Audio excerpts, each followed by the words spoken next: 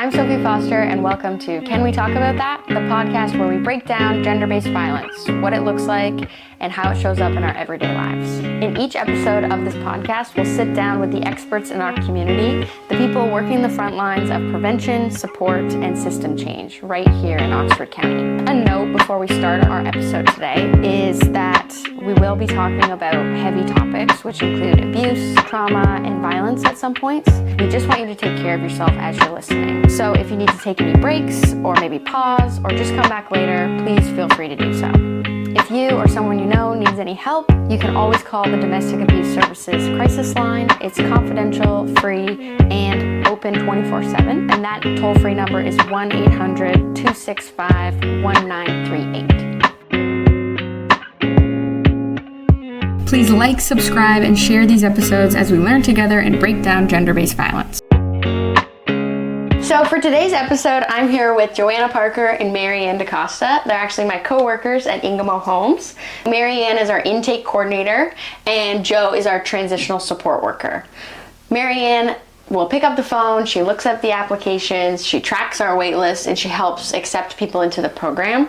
And Joe will help with a lot of the paperwork, court support, housing, and all the things that you kind of need to get back on your feet. Thank you so much for coming on. I'm really excited that I got my coworkers to come sit on the couch. So to start, I think a lot of people know what the emergency shelter is, and they can kind of create an image of what that looks like, but a lot of people get confused with second stage housing. So what does that mean? How is it different from the emergency shelter? So second stage housing is for women and children to come and stay. They have their own individual townhouse here at Ingamo. All of the units are rent geared to income, and they can stay for up to 2 years. And as well, we run programming, and that's part of what Joanna's role is here at Ingamo. Cool. So do you want to talk a little bit, like what does that programming look like? Basically, it can look anything life skills. So from budgeting to system navigation to healthy lifestyle. It's an array of life skills that we teach. So Mary Anne, let's say someone goes on our website and they send in an application. What happens next? I would phone them to do what we call our phone assessment, and at the phone assessment appointment, I kind of review everything that they've sent in online, make sure that all of the information that they've shared is still current, as well as talk to them about our program and find out what they're looking for. Are they looking to come into the program? Are they looking for outreach services? And then I triage from there. And then most often if they're looking for outreach, then Joanna would meet with them and chat with them about what they're needing. Mm-hmm. So Joe would most likely be the next step. Yeah. So Joe, when you have the client come to your office, what are the things that you're working with them like first and foremost? I think outreach or living at Ingamo, we're really looking at what their goals are. They're the experts of their lives, and so we want to navigate that with them.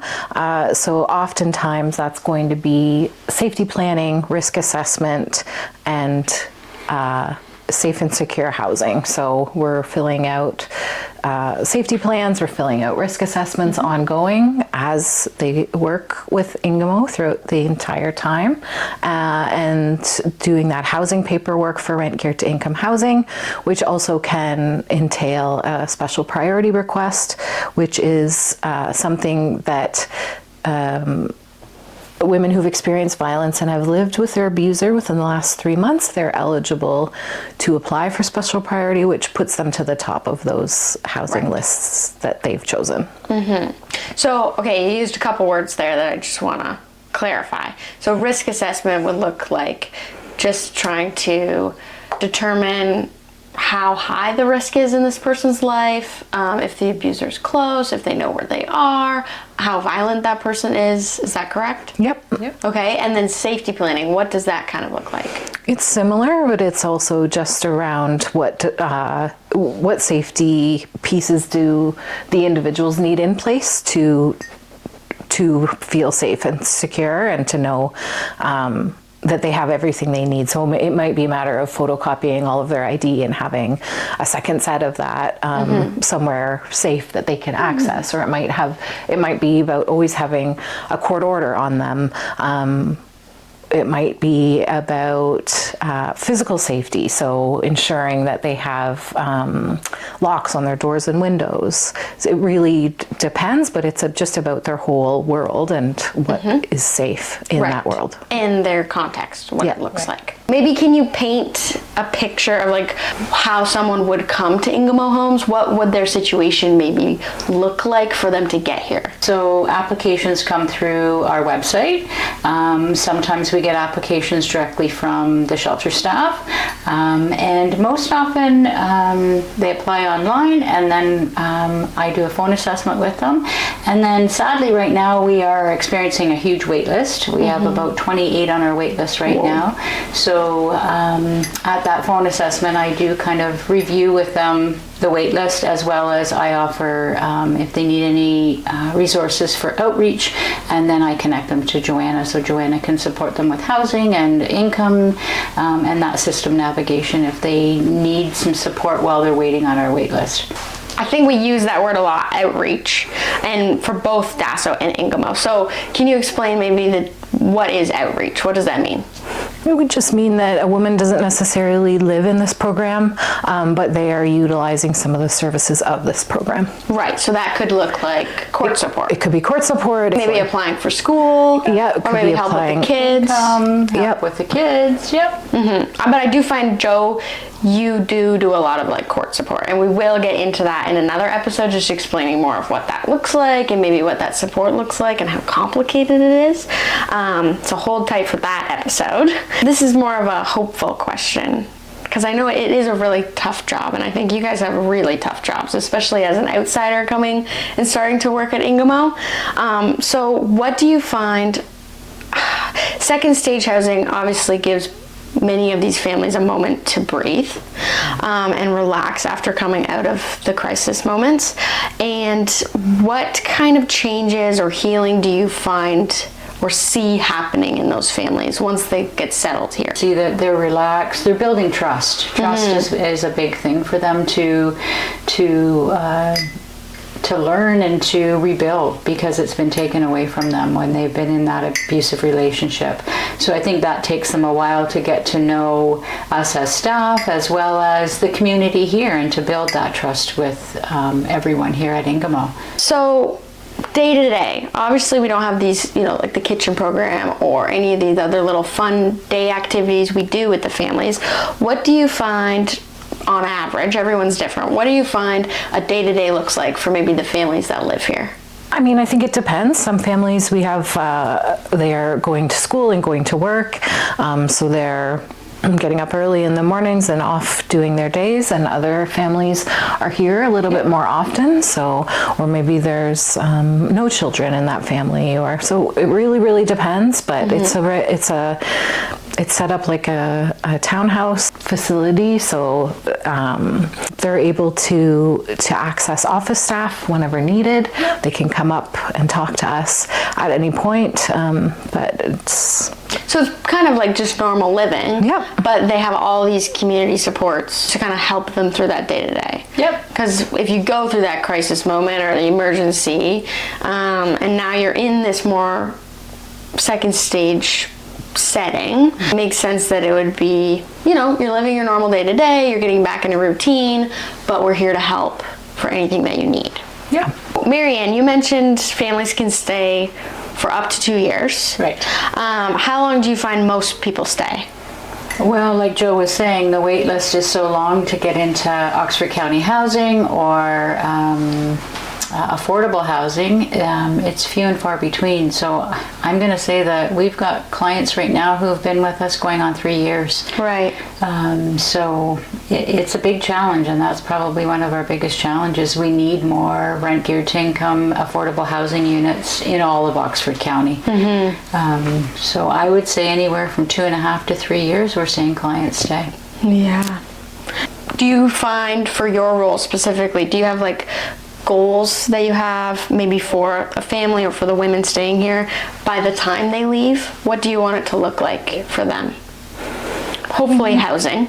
We really help Obviously. them set those goals. We're not setting them for them, but we're just helping them to look at what they want moving forward. So for one family, it might be, getting a full-time job. For another, it might be going back to school. So it really depends what those goals look like. But yeah, we would help them to do that. Nice. Well, you just reminded me too, Diana, always our executive director, she always says that analogy. Well, maybe Mary Anne, you can tell us the analogy. You do it better than I do. So Diane's analogy is, and I share this with most women that I come in contact with, is that they're the driver of their car, and Joanna and I are their navigators, helping them navigate systems. There's so many systems that are out there and resources. Our role is to help them and get them connected to those resources in our community and beyond. So it's about navigating where they want to go. Absolutely. Yeah. Yep. So it's so nice because it's all about empowering them to create their goals, to find where they want to go. And that's huge on building trust as well. Absolutely. Yeah. Our role is to really cheerlead with them and cheer them on as they go off on their own. Let's say hypothetically, and I mean at a time, not that long ago, 35 years ago, Ingamo didn't exist. If Ingamo didn't exist, what would that look like for the families that need these services? If there was just the emergency shelter? I would say the biggest gap would be is because the shelter stays are usually 6 to 8 weeks, and if there's no housing or no places for folks to go after crisis, they're most likely going to return to their abuser, and that cycle's going to start all over again. And just leave them more vulnerable. Absolutely. Yeah. So second stage it's more complicated, it's more long-term services, but it is extremely needed. And I think, you had mentioned the wait list. So one of my next questions was going to be, do you think we have enough capacity to meet the needs in our community? Absolutely not. I think the answer is absolutely not. So you said 28 people on the wait list. 28 when I looked this morning. And we only have 21 units. Yeah. And it takes people about 2 to 3 years to move on. So that wait list is going to take us a while to get through. Yeah. So obviously capacity is a huge issue to keep us going. What other challenges do you find make it hard for us to keep doing this work? Funding, absolutely. Yeah. I can say that as the fundraiser too. I find it really hard, especially for people who don't really understand what second stage is. This is why this episode, I really wanted to bring you on, just because I think a lot of people don't understand what it is. So now that we're getting more information about it out, hopefully we'll have more understanding and people will support our work, because it is so important and it does fill a huge gap and hopefully create change in families and just individuals' lives too. But what do you find people get wrong about second stage housing? Is there anything that you can think of that people maybe misunderstand? Sometimes maybe the rent piece. People don't always know that they have to pay rent, even though it's geared to income, so it's a low amount. That still sometimes people misunderstand. That's true. Yeah, piece. absolutely. I would agree. Yeah. What else? Sometimes people get confused and they think it's just a longer term version of the shelter, and that it's like a locked gate and we're all, secure together in one building. Communal. Yeah, it's not communal. Everyone has their own individual townhouses. They're living separately. Everything's separate. They just have rent geared to income, and they have the supports where they can knock on the door and ask us for help or counseling or court support. So that is definitely something that I hear in the community that's maybe misunderstood. What have you learned in all the work that you've done at Ingamo that's helped you in your own life? What have you learned from the families? The biggest word that comes to mind for me is resilience, and that I've put into my own life, because I've seen so many women and children walk through our gates that are so resilient and able to move on and regain their power. Yeah. Yeah, and for me, I think the first word that comes to mind is community. We are building our own little community here within the larger community, and it takes not only us as a community of Ingamo, but the community at large as well to move through and heal. So that's what I think. I would agree with Joe. We've had clients come in, and I remember a few years ago there was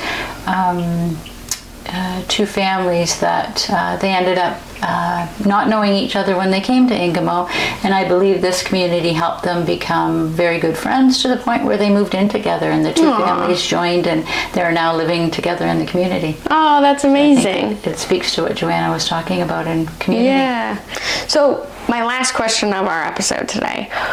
If someone is interested in applying to Ingamo, or maybe wants more of the outreach support, even if they don't necessarily want to live here, how can they apply? How can they reach out? So they can go to our website, and on our website is our online application. It's a very basic application asking name, address, what kind of services they're interested in. And then once it's received, we do a phone assessment with them, and then we kind of triage that way, whether they want to sit on our wait list and wait for a unit to become available to live here, or if they're looking for outreach, then they would be referred to Joanna. They can call. A lot of times people just go online. DASO staff refer families here all the time as well. Perfect. Okay, well, thank you so much for coming on, but also doing all the work that you do in our community. It's really important, and I hope that this episode helped all our viewers today learn a little bit more about Ingamo and what second stage housing looks like. So again, thank you to Mary Anne and Joe, and if anything in this conversation maybe brought something up for you, or if you need help or just someone to talk to, you can reach out to the crisis line at Domestic Abuse Services Oxford. It's free, confidential, and it's open 24/7. That number is 1-800-265-1938. We'll be back with more conversations that help break down how gender-based violence shows up in our everyday lives, and we'll see you in our next episode.